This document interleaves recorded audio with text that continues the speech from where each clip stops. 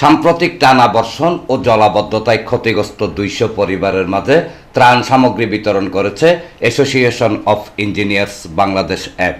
সোমবার বিকেলে Chittagong city corporation ৫/৩ নং ওয়ার্ডের চালিতাতলী কালামিয়া হাজির বাড়ি ও ওয়াজেদিয়া বোর্ড অফিস এলাকায় মানবিক সহায়তার অংশ হিসেবে দুর্যোগে ক্ষতিগ্রস্ত পরিবারের মাঝে এসব ত্রাণ সহায়তা প্রদান করা হয়।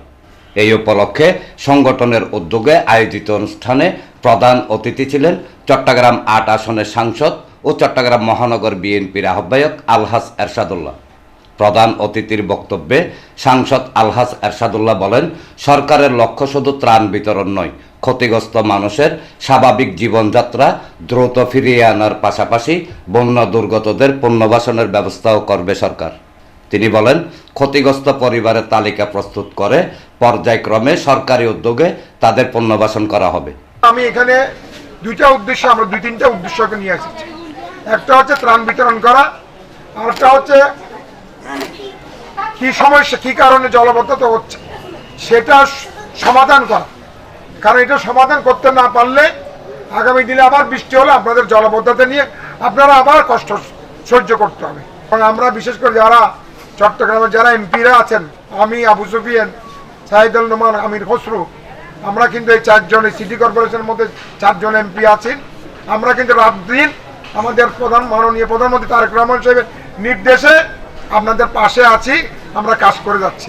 আমরা চাচ্ছি আপনাদের কষ্ট কিভাবে লাঘব করা যায়। চট্টগ্রাম ওয়াসার ব্যবস্থাপনা পরিচালক প্রকৌশলী সেলিম মোহাম্মদ জানে আলমের সভাপতিত্বে এবং অ্যাপ চট্টগ্রাম কেন্দ্রের সাধারণ সম্পাদক প্রকৌশলী খান মোহাম্মদ আমিনুর রহমান সুমনের সঞ্চালনায় অনুষ্ঠানে পলিটিক্যাল রিপোর্টার্স ফোরামের আহ্বায়ক সাংবাদিক হাসান মুকুল, বাইজিদ বোস্তামি থানার অফিসার ইনচার্জ আব্দুল করিম, প্রকৌশলী সিরাজুল ইসলাম, চট্টগ্রাম মহানগর বিএনপির আহ্বায়ক কমিটির সদস্য আবু ইউসুফ, নগর বিএনপির সাবেক সহ সাধারণ সম্পাদক শামসুল আলম, বাইজিদ থানা সিটিজেন ফোরামের সাধারণ সম্পাদক ও থানা বিএনপি নেতা হাজী মোহাম্মদ ইসমাইল, বাইজিদ থানা বিএনপির সাবেক ক্রীড়া সম্পাদক লিয়াকত আলী জসিম, বন ও পরিবেশ বিষয়ক সম্পাদক আব্দুর রহিম, ওয়ার্ড বিএনপির আহ্বায়ক শামসুল আলম, সদস্য সচিব মোহাম্মদ সোলেমান বাদশাহ, মহিলা দলের সাধারণ সম্পাদক নাসিমা আলম সহ স্থানীয় বিভিন্ন পর্যায়ের নেতৃবৃন্দ উপস্থিত ছিলেন।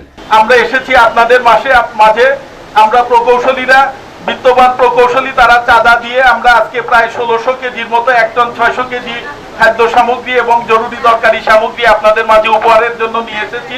আপনারা আমাদের জন্য দোয়া করবেন, আগামীতেও যাতে আমরা আপনাদের পাশে দাঁড়াইতে পারি। আমরা অসামান্য কিছু নিয়ে এসেছি আমাদের এই অতিথিদের দেওয়ার জন্য। আমাদের প্রধানমন্ত্রী জনাব তারেক রহমানের নির্দেশনায় দুস্থ পরিবারের সেবায় আমরা আপনাদের পাশে দাঁড়িয়েছি। এর আগে সাংসদ আলহাজ এরশাদুল্লাহ স্থানীয় একটি খাল পরিদর্শন করেন। এনামুল হক লিটন, প্রগতি 24 টিভি।